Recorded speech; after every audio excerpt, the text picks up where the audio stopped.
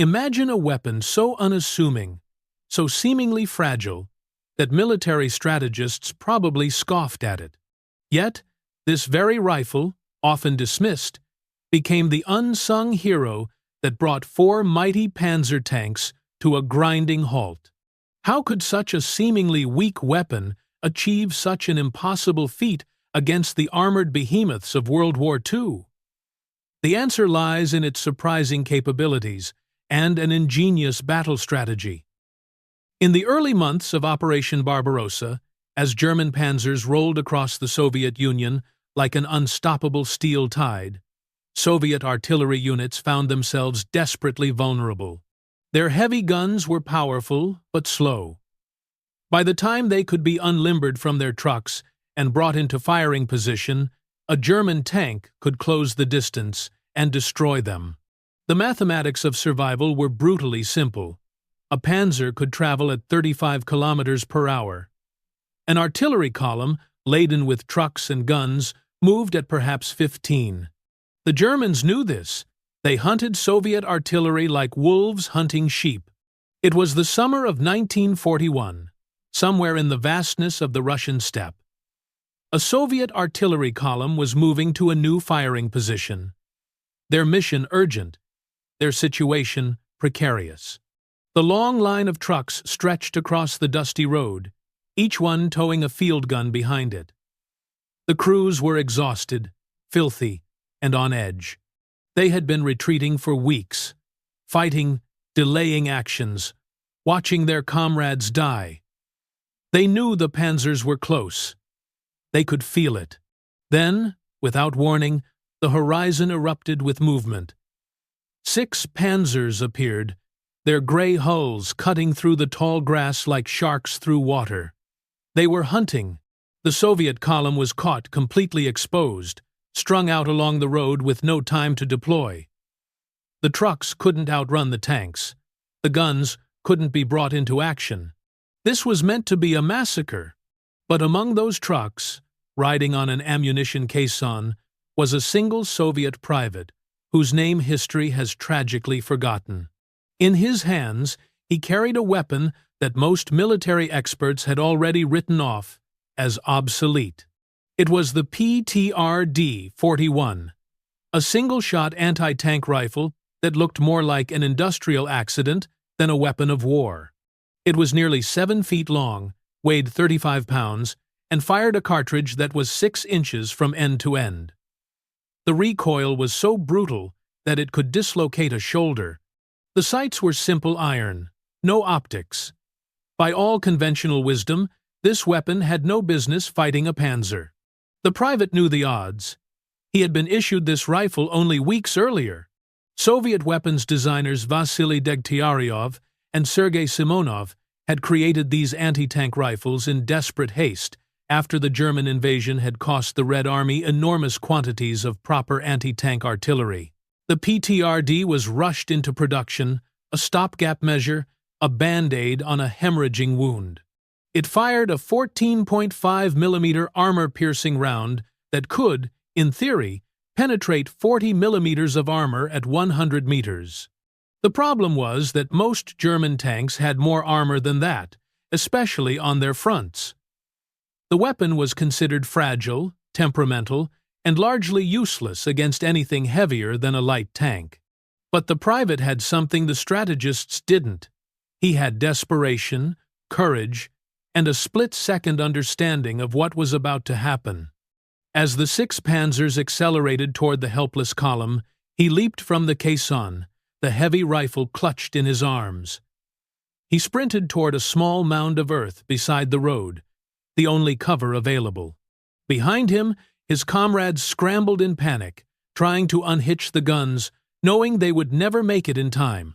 The lead panzer was closing fast. Through his simple iron sights, the private could see it clearly now.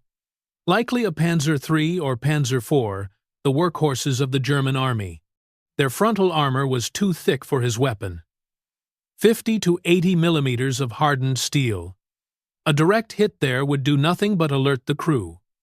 But the private had been trained. He knew the weak points, the sides, the rear, the engine deck, the vision ports. A Panzer wasn't invincible. It was just very, very hard to kill. He took up his firing position behind the sparse cover of the mound. The lead Panzer was perhaps 200 meters away now, closing at maximum speed. The ground shook with the thunder of its approach. He could hear the screaming whine of its transmission, the clatter of its tracks. The private steadied his breathing, pressed his cheek against the stock, and aimed. The PTRD's trigger pull was heavy, deliberate. He squeezed. The rifle erupted with a sound like a crack of lightning. The recoil hammered into his shoulder with the force of a mule kick, slamming him backward. For a moment, everything was smoke and noise. Then, through the haze, he saw it. The lead Panzer lurched. Its right track stopped moving while the left continued, causing the entire tank to slew violently to one side. Smoke began pouring from somewhere near the engine deck. The Panzer rolled to a stop, its engine stuttering and dying. The private had done the impossible. That single 14.5mm round had struck a vulnerable point, likely the engine deck armor, which was thinner than the glacis plate, or perhaps it had damaged the drive sprocket. Whatever the case, the lead Panzer was immobilized, and in that moment, everything changed. Behind him, the Soviet artillerymen watched in stunned silence. The other 5 Panzers, seeing their lead vehicle suddenly disabled by an unknown threat, ground to a halt. German tank doctrine emphasized coordination. When the lead tank stopped, the formation stopped. The Panzer commanders buttoned up their hatches, scanning for the threat. They expected anti-tank guns, maybe a hidden minefield. They didn't expect a single man with a rifle. That hesitation, those few precious seconds of confusion, was all the Soviet artillerymen needed. Orders were screamed. Men threw themselves at the hitches, unhooking the field guns.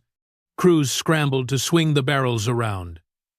Within 90 seconds, the first Soviet gun fired, then the second, then the third. The range was nearly point-blank for artillery, less than 500 meters. The German Panzers, caught stationary and exposed, were perfect targets. The first high-explosive round struck a Panzer III on its turret ring. The explosion was catastrophic, blowing the turret clean off the chassis. The second Panzer tried to reverse, but a direct hit to its frontal glacis cracked the armor and set the interior ablaze.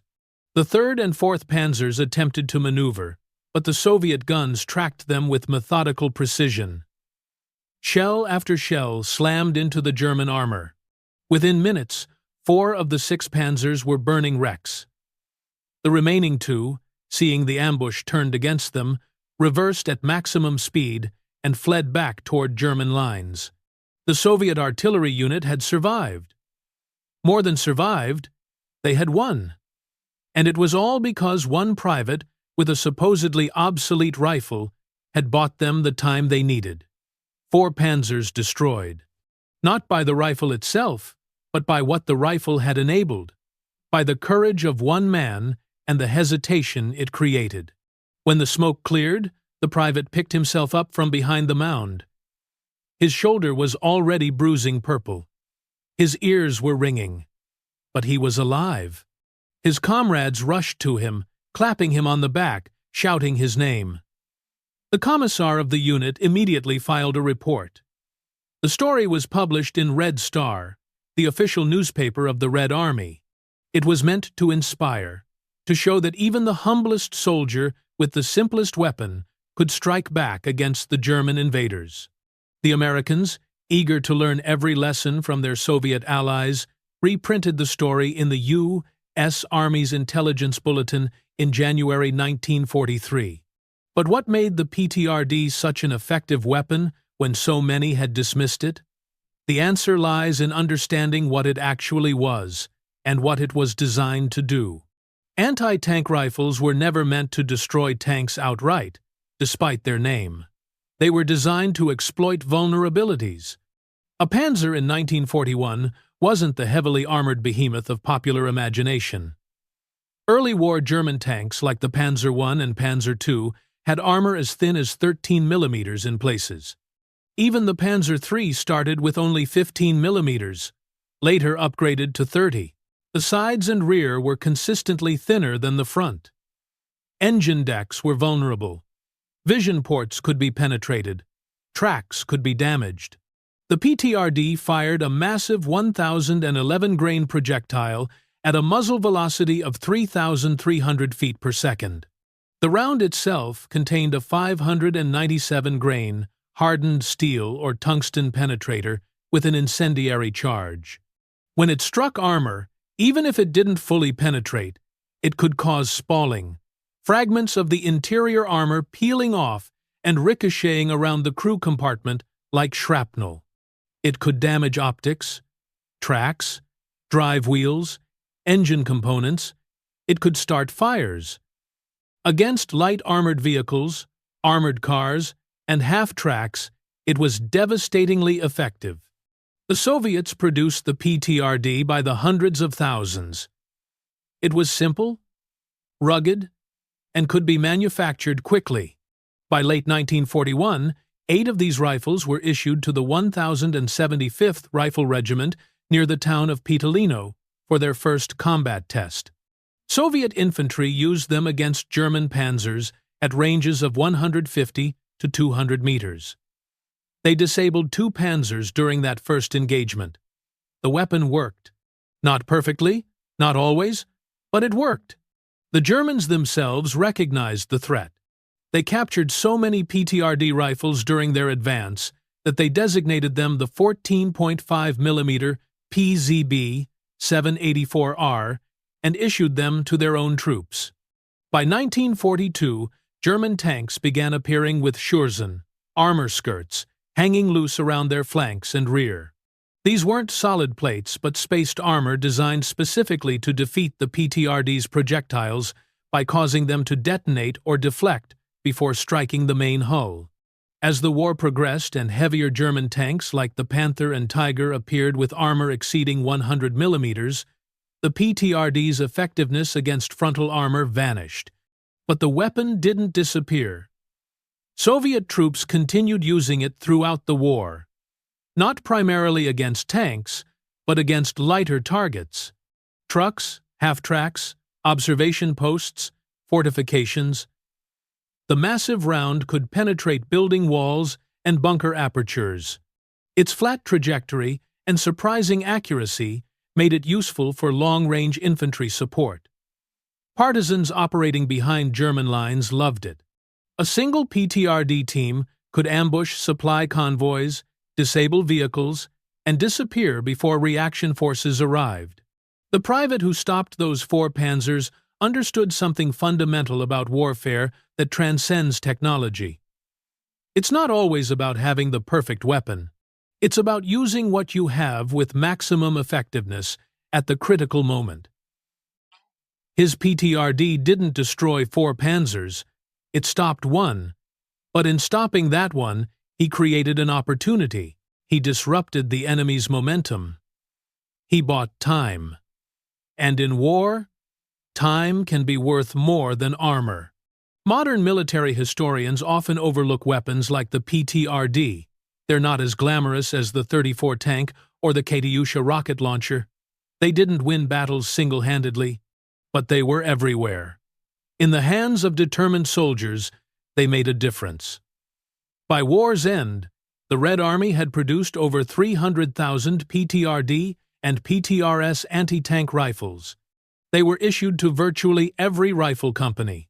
Captured German documents from the Eastern Front consistently mention them as a persistent threat, particularly in urban combat, where their ability to engage from buildings made them deadly. The weapon's legacy extends beyond World War II.